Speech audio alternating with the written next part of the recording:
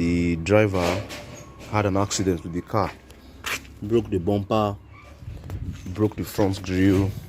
Luckily the lights were not broken, but the front grille was gone, the bumper got cracked, the two headlamps were still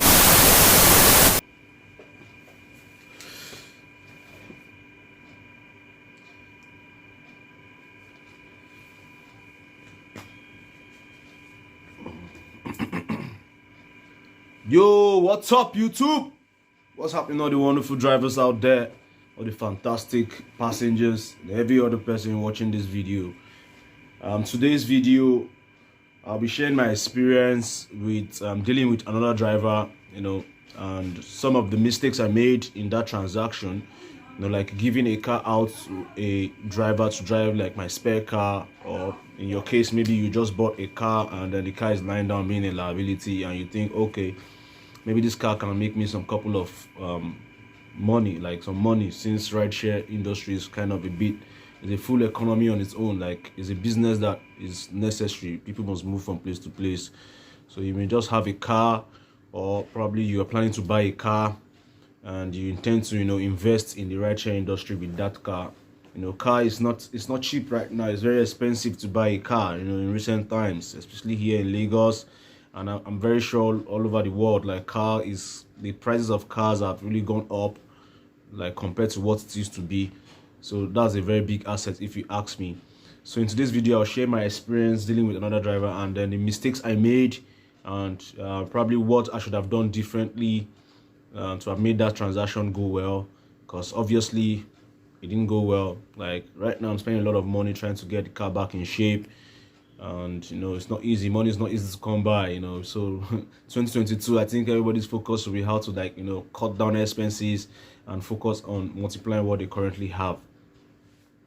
Yes, so this is the Driverpreneur channel. Here I share my experience as a Lagos state based full-time rideshare driver. I've been driving in the city of Lagos for about 3 years now, and on this channel I share my experience when it comes to things I experience on the road, things I experience with riders sometimes, things I experience with my car.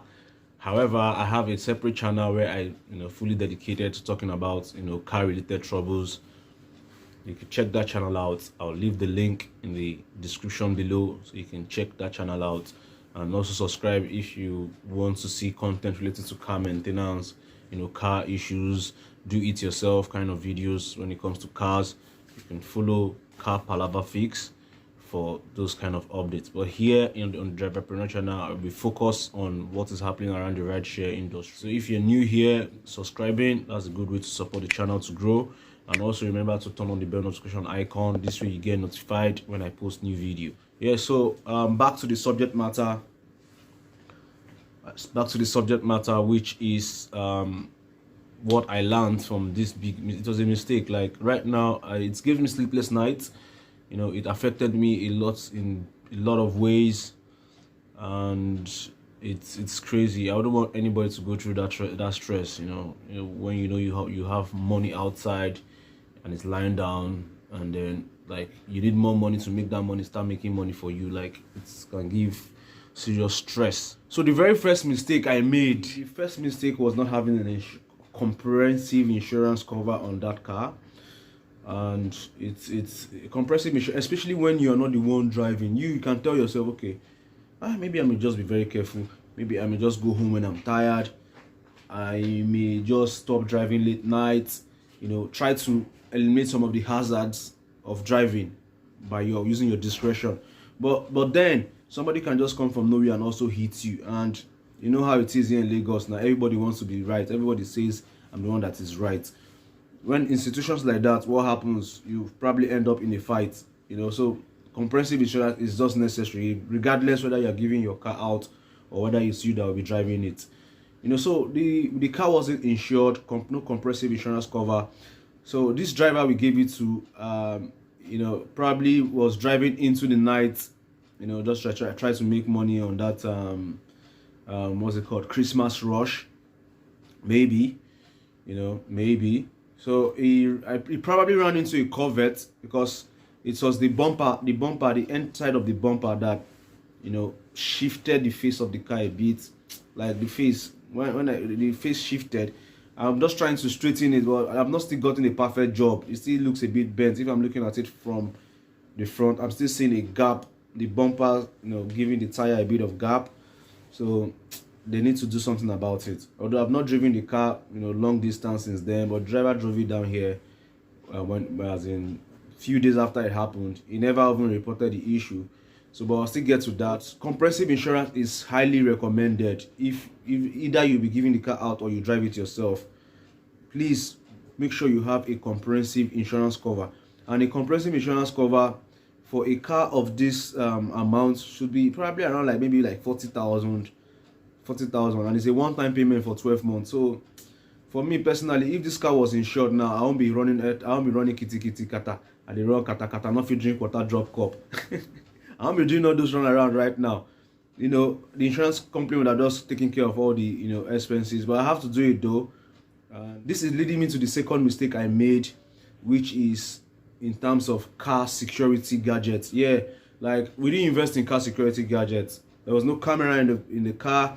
There was no tracker in the car. In fact, when the driver brought the car back, I was like, at least we even saw the car in one piece. At least the things that are bad in the car can be repaired with money. So thank God that the car even came, because I've seen crazy stories on Facebook, on some forums on Facebook, where people literally beg drivers to return their car. Like, okay, you've not paid me for 3 months, you've not paid me for 2 months, no problem, keep the money, just return my car. And then I've seen cases where the driver just go mute and stop replying messages, phone calls, and then the owner of the car is just left in a state of what is going on, and that can drive somebody really crazy. So we didn't invest in security gadgets. It's something that is also very affordable. At least there's a negotiation I'm currently on, because another owner just acquired a car and the person is trying to install a tracker. In negotiation I'm on now, a tracker that gives the function of voice recording. You can hear the voice of what's happening in the car.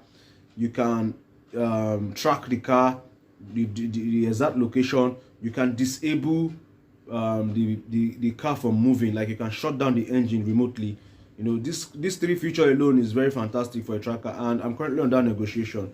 And the negotiation I'm getting currently for that particular type that has those 3 functions is about 40k. 40k for an asset you bought for over almost 1.6, 1.7, 1.8 million. Currently in the market, Tokumbo 2.5 million. I don't think that's too much of an investment in security gadgets for that car, for the safety of that car. Yeah, for that tracker, and this is taking me back to the first part of what the driver said. The driver said a Venza ran into him from the side. The Venza at the traffic stop. He was at the traffic stop. So when the traffic stopped, the traffic light told him move. He moved. Not be juju be that.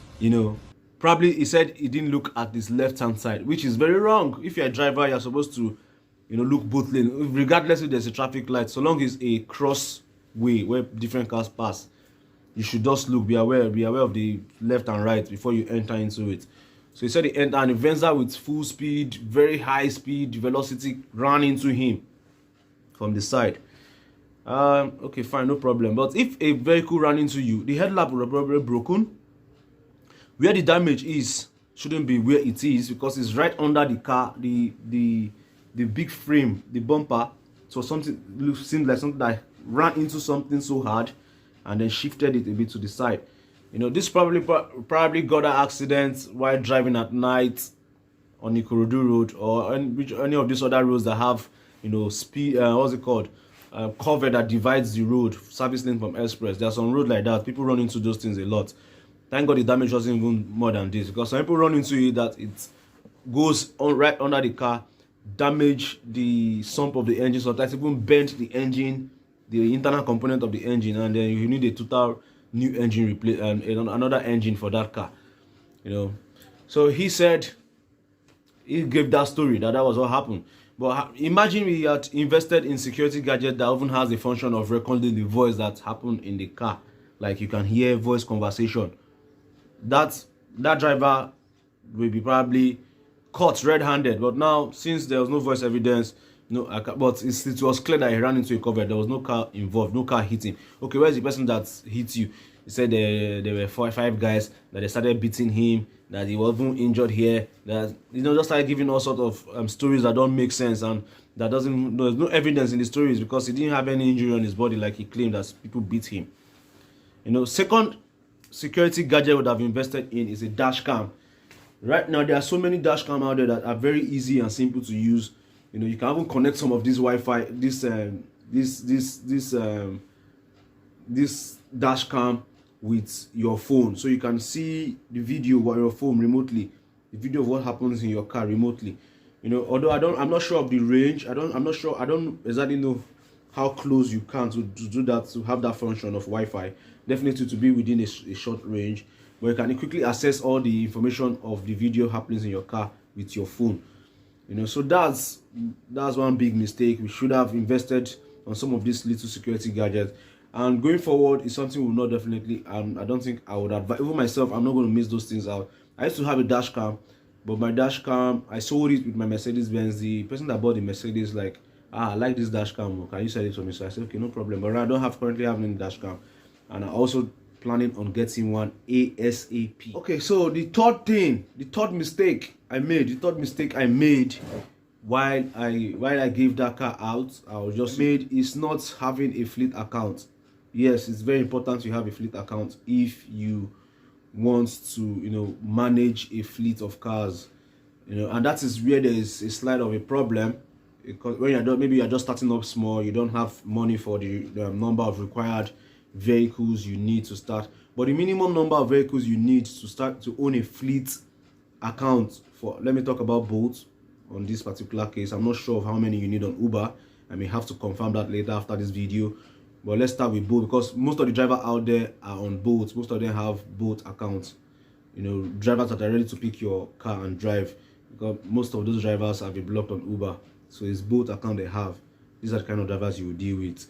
So is the fleet account, the minimum requirement for Bolt is actually 3 cars. You need 3 cars to be able to set up your own fleet account, and I'll get to why you need a fleet account in a bit. Yeah, so when I say 3 cars, not necessarily that you need to buy 3 cars. If you have just 1 car, there's a twist to it. If you have friends that probably have cars and there's their private use, they are using the car privately for themselves, you can ask them, please, can you just on this particular day I want to go for inspection. If you can't drive, I don't want to inconvenience you, I can get drivers to drive your car. Just inspect your car on Bolt and have a past inspection on these cars. So the car you want to give out is your own car you want to give out. So you take these extra 2 cars, they do the inspection of these 2 cars with your own car, make it 3. That's making 3. You add them to the fleet account, then you give out your own car, merging your driver to your own fleet account. And this is the other 2 cars from your friends. You don't necessarily have to give them out. It's their car. It's just appearing on your fleet. There's a car that is available when maybe the person that you took his car to the inspection say, okay, I'm interested, fine. But so long he doesn't want, you don't necessarily need to put the car there, just to meet that three minimum requirements for starting up your fleet. Why do you need a fleet account? Once you have a fleet account, you can merge a driver's account to your fleet account. And then when the driver, because there was a contract that this driver signed before the car was given to him, and in the contract he actually go against some of the policies, and now we did not merge him to a fleet account. So he's free to just once he deletes the car from his app, he's free to take another car and use. But if it's merged to your fleet account, if it goes against any of your agreement that you guys agreed on what to in terms of any damages and all, maybe there's a particular fee or something to pay, and he can't just abscond like that, because his tool of work will be with you, which is his driver app account. So once it's merged to you have to give consent to both to release him from your fleet when he probably pays off his bills and all those kind of thing. Number 4 mistake is not having the referral. The guy referred, the people that started as referee for him were not exactly very good enough, because one of the person he brought was a housewife that is a tailor. Is a housewife that's a tailor. The second person he brought as a referee was a Bolt bold driver, like a bold driver. Like a bold driver. So the referrals are not strong enough.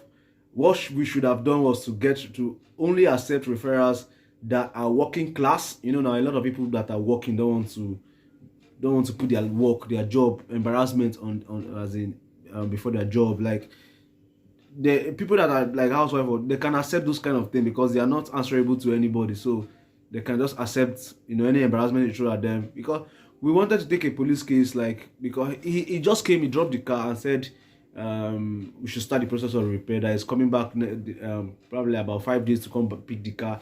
And then he left and he never made contact again. He just left without any form of how's the car, what's going on, or okay, I said I was going to come back. He just left like that, like,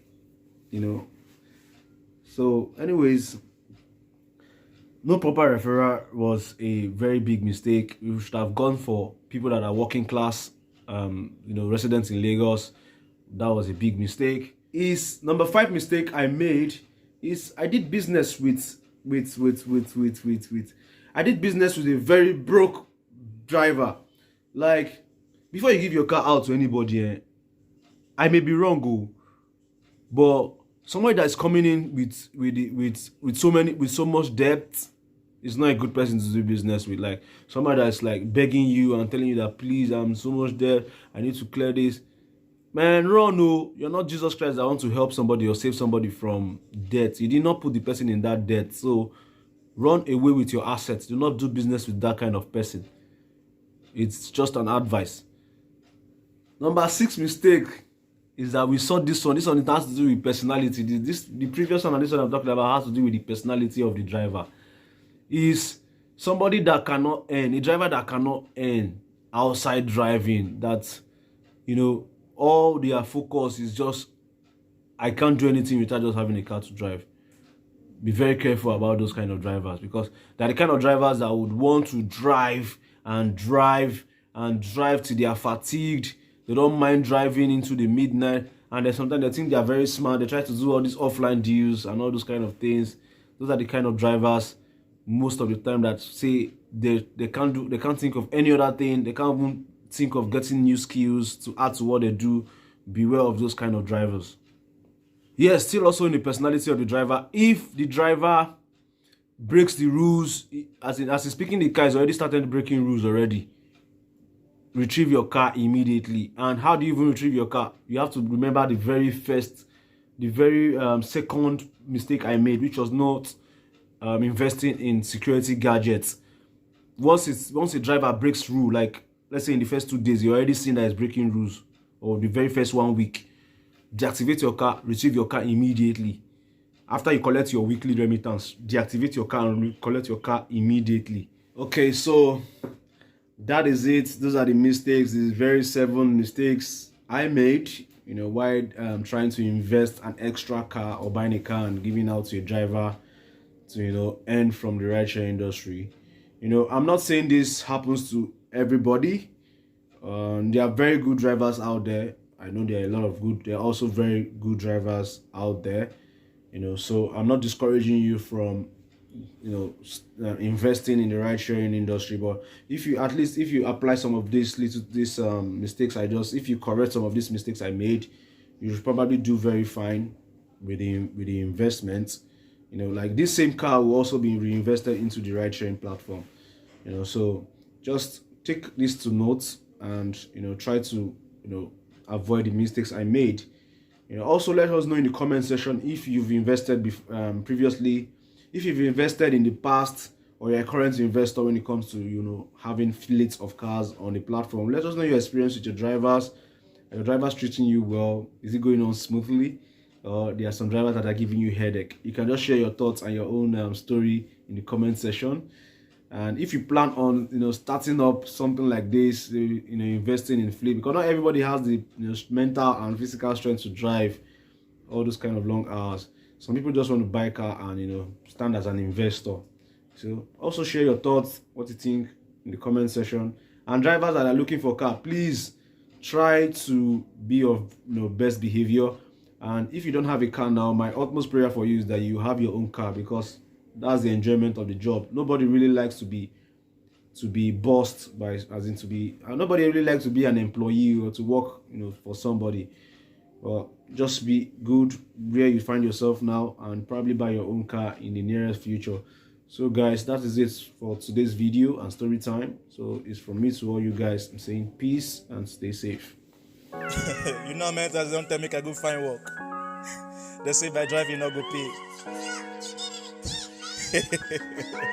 I'm on a very long trip.